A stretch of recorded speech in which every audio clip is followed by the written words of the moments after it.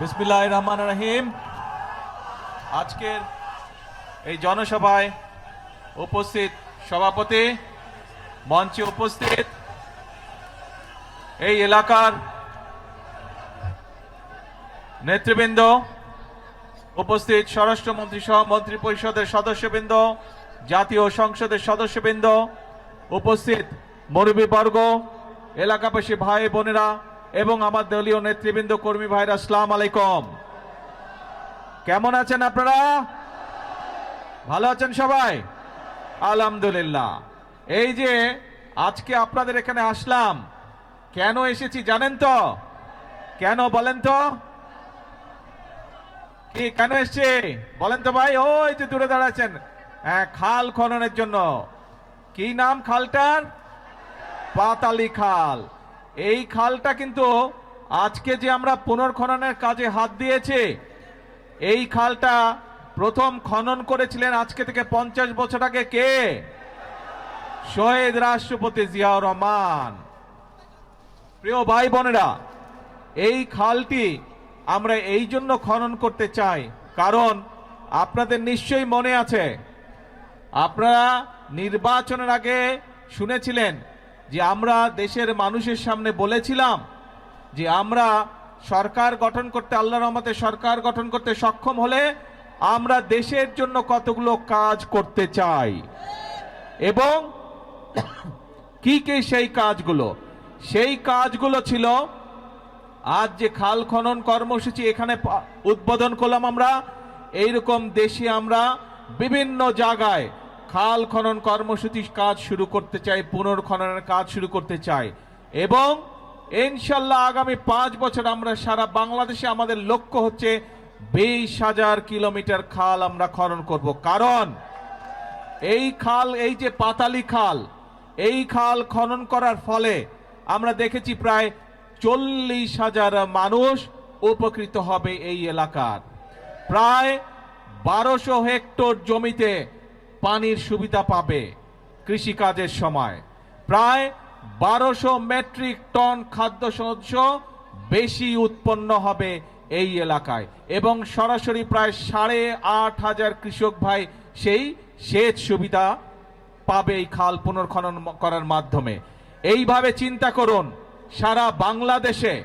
সারা বাংলাদেশে যদি আমরা যেই খালগুলোকে লক্ষ্য করেছি সেই খালগুলো যদি খনন এবং পুনর্খনন করতে পারি, তাহলে চিন্তা করুন এই একটি এলাকাতেই এই 10 বর্গ কিলোমিটার এলাকার মানুষ এই পানির সুবিধা পাবে। তার মধ্যে 40,000 মানুষ তো পানির সুবিধা পাবে, সাথে 8,500 কৃষক ভাই, সরাসরি যারা কৃষক, তারা সেই সুবিধা পাবে এই একটি উপজেলাতে, এই সদর থানাতেই।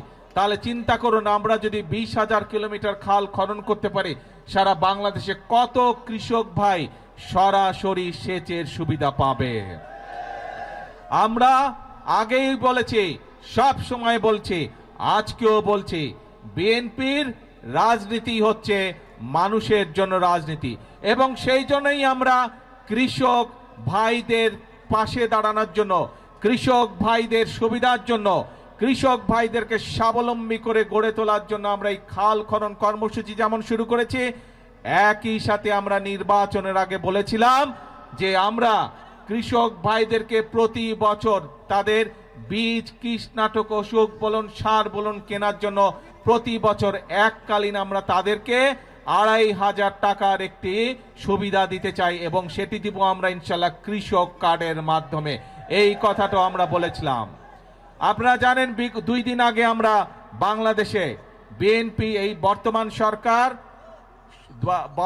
সরকার গত ফেব্রুয়ারি মাসের 17 তারিখে সরকার গঠনের পরে এই গত 2 দিন আগে আমরা বাজেট উপস্থাপন করেছি। সেই বাজেটে আমরা কৃষকদের জন্য, কৃষক ভাইদের জন্য আমরা বরাদ্দ রেখেছি এবং ইনশাল্লাহ আগামী জুলাই মাস থেকে শুরু করে পর্যায়ক্রমিকভাবে আগামী 1 বছরের ভিতরে আমরা বাংলাদেশের প্রতিটি উপজেলায় 8 থেকে প্রায় 10,000 কৃষক ভাইদের কাছে আমরা এই কৃষক কার্ডের সুবিধা পৌঁছে দিতে সক্ষম হব ইনশাল্লাহ। প্রিয় ভাই বোনেরা, আগেই বলেছি আমাদের রাজনীতি হচ্ছে এই বাংলাদেশের জন্য, আমাদের রাজনীতি হচ্ছে এই বাংলাদেশের মানুষের জন্য। আমরা জানি গ্রামে গঞ্জে মিলিয়ে বাংলাদেশের শতকরা 70 থেকে 80% মানুষ, খেটে খাওয়া মানুষ বাংলাদেশের গ্রাম অঞ্চলগুলোতে বাস করে। বাংলাদেশের জনসংখ্যার অর্ধেক হচ্ছে নারী। এখন এই নারীদের দেশনেত্রী খালেদা জিয়া শিক্ষার ব্যবস্থা করে দিয়ে গিয়েছিলেন, বিনামূল্যে শিক্ষা ব্যবস্থা। সেই শিক্ষা ব্যবস্থা ক্লাস 1 থেকে ইন্টারমিডিয়েট পর্যন্ত দেশনেত্রী খালেদা জিয়া করে দিয়ে গেছিলেন। এই নারীরা যদি শিক্ষিত না হয়, তারা যদি স্বাবলম্বী হতে না পারে, তাহলে পুরুষের পাশে দাঁড়াতে পারবে না এবং বাংলাদেশ এগিয়ে যেতে পারবে না।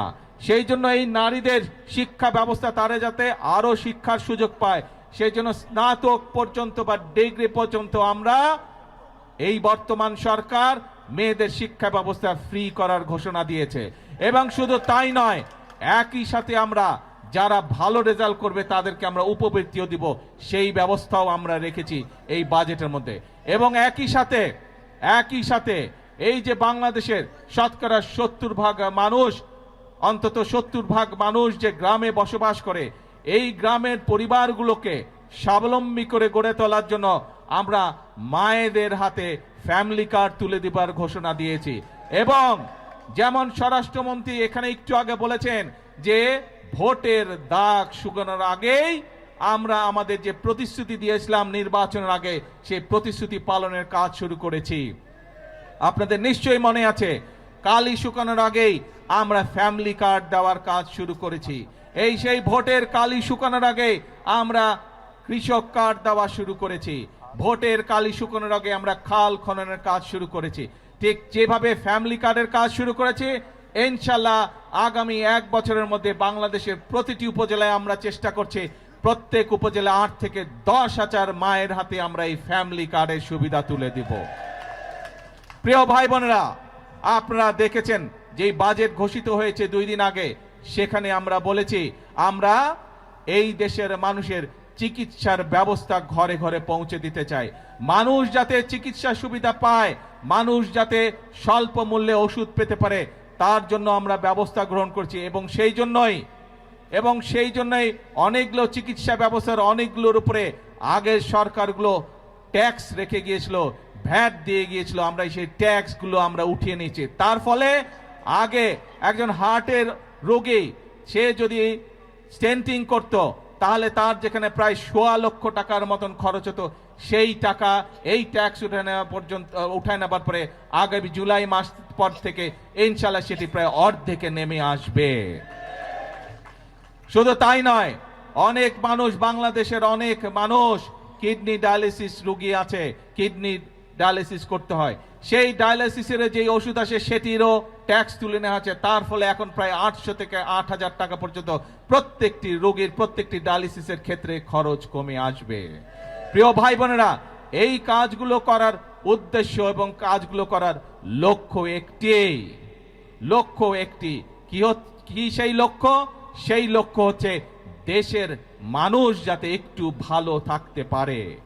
আজকে সকালবেলায় আসার সময় যখন আমি প্লেনে করে এই কক্সবাজার আসছিলাম, তখন আমি প্লেনে বসে বসে পত্রিকাগুলো দেখছিলাম যে কি কি সংবাদ করেছে। অনেকগুলো পত্রিকাতে আমি দেখলাম, পত্রিকাগুলো নিউজ করেছে প্রতিবার বাজারের সময় নিত্য প্রয়োজনীয় জিনিসের মূল্য পরের দিনই বৃদ্ধি পায়।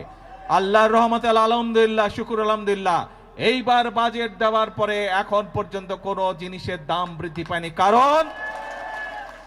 কারণ চাল, ডাল, তেল, নুন সব প্রয়োজনীয় যে জিনিসগুলো আছে তার উপরে যে সকল ট্যাক্স ছিল, বর্তমান সরকার এই 2 দিন আগের বাজেটে 60টি পণ্যের উপর থেকে ট্যাক্স তুলে নিয়েছে, যাতে করে নিত্য প্রয়োজনীয় জিনিসের দাম না বাড়ে। প্রিয় ভাই বোনেরা, কারণ উদ্দেশ্য একটি, লক্ষ্য একটি, দেশের মানুষ যাতে ভালো থাকতে পারে।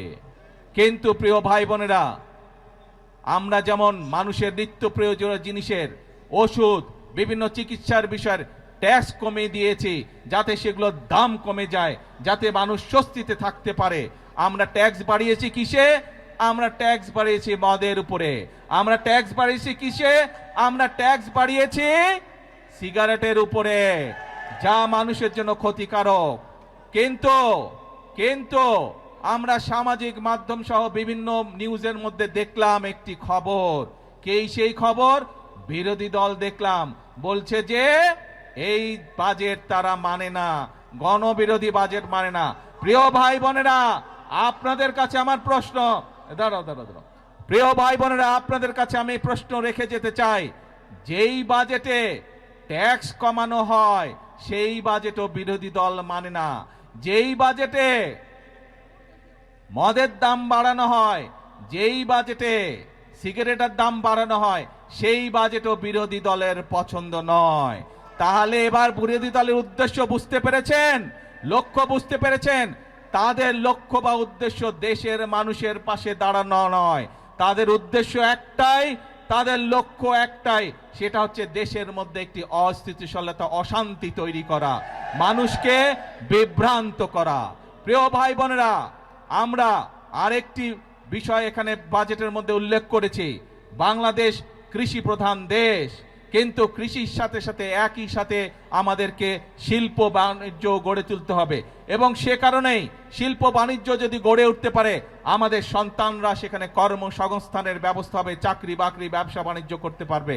এবং সে কারণেই যে সকল শিল্প দেশে উৎপন্ন হয়, যে সকল দ্রব্য দেশে উৎপাদিত হয়, একই জিনিস যেগুলো বিদেশ থেকে আসে সেগুলোর উপরে আমরা ট্যাক্স বাড়িয়েছি, যাতে করে দেশে যেই দ্রব্যটি উৎপাদিত হচ্ছে সেই দ্রব্যটি যারা উৎপাদিত হচ্ছে সেই শিল্প কারখানাটি যাতে সাপোর্ট পেতে পারে তার ব্যবস্থা আমরা এই বাজেটের মধ্যে রেখেছি। এটিও বিরোধী দলের পছন্দ নয়। এখন প্রিয় ভাই বোনেরা, দেশের মালিক আপনারা, দেশের মালিক কোনো রাজনৈতিক দল নয়, দেশের মালিক কোনো পরিবার নয়, দেশের মালিক হচ্ছে বাংলাদেশের 20 কোটি জনগণ। এই 20 কোটি জনগণ যারা দেশের মালিক, আপনাদের কাছে আমি প্রশ্ন রেখে যাচ্ছি, আপনাদের কাছে আমি বিচার দিয়ে যাচ্ছি, যে যারা জনগণকে বিভ্রান্ত করতে চায়, যেই বাজেটের মাধ্যমে জনগণের জন্য স্বস্তির ব্যবস্থার চেষ্টা করছে সরকার, সেই বাজেট বলে বিরোধী দল মানে না। তারা দাবি তুলেছে কেন মদের উপরে আমরা ট্যাক্স বাড়ালাম, তারা দাবি তুলেছে কেন আমরা সিগারেটের উপরে ট্যাক্স বাড়ালাম, এই তাদের দুঃখ, তাদের কষ্ট। কেন বর্তমান সরকার 60টি নিত্য প্রয়োজনীয় দ্রব্যমূল্যের ট্যাক্স কমিয়ে দিল, এই হচ্ছে তাদের দুঃখ। তাহলে কি এরা জনগণের বন্ধু হলো? জনগণের বন্ধু তারা হলো না। প্রিয় ভাই বোনেরা, আজ সময় এসেছে কারা জনগণের বন্ধু এবং কারা জনগণের বন্ধু নয় এইটি সঠিকভাবে নির্ণয় করতে হবে। আমরা অতীতে দেখেছি জনগণকে বিভ্রান্ত করে অনেকে অনেক কথা বলেছে, কিন্তু জনগণের ভাগ্য পরিবর্তন হয়নি, দেশের ভাগ্য পরিবর্তন হয়নি। এই প্রথম আমরা চেষ্টা করছি প্রিয় ভাই বোনেরা, বিএনপি যেমন অতীতেও চেষ্টা করেছে, আপনারাই বলেছেন এইখানে শহীদ জিয়া খাল খনন করেছিলেন, দেশনেত্রী খাল খনন করেছিলেন, বৃক্ষরোপণ করেছিলেন, এই কাজগুলোর মাধ্যমে ধীরে ধীরে দেশের অবস্থার পরিবর্তন হচ্ছিল।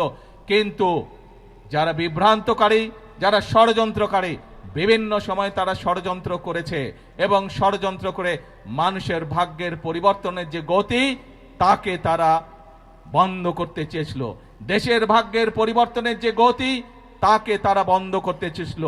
বিগত 12 তারিখের নির্বাচনে বাংলাদেশের মানুষ সিদ্ধান্ত নিয়েছে দেশের জন্য যারা কাজ করে তাদেরকেই বাংলাদেশের মানুষ দায়িত্ব দিয়েছে। আগেই বলেছি আমাদের সকল বিএনপির সকল ক্ষমতার উৎস হচ্ছে জনগণ, কাজেই জনগণের শক্তি হচ্ছে আমাদের শক্তি, জনগণের সমর্থি হচ্ছে আমাদের সবচেয়ে বড় সমর্থন, জনগণের শক্তি হচ্ছে আমাদের সবচেয়ে বড় শক্তি।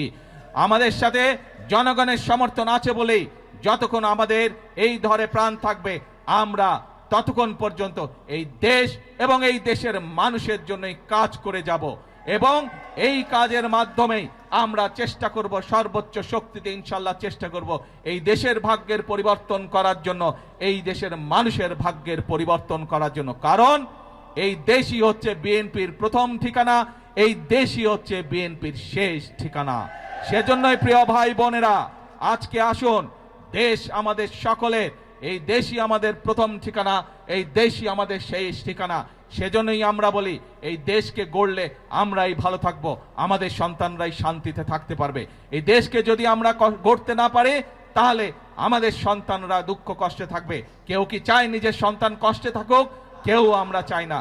সেজন্যই আমরা একটি কথাই বলি সব সময়, করব কাজ সবার আগে বাংলাদেশ। আল্লাহ হাফেজ। বাংলাদেশ জিন্দাবাদ।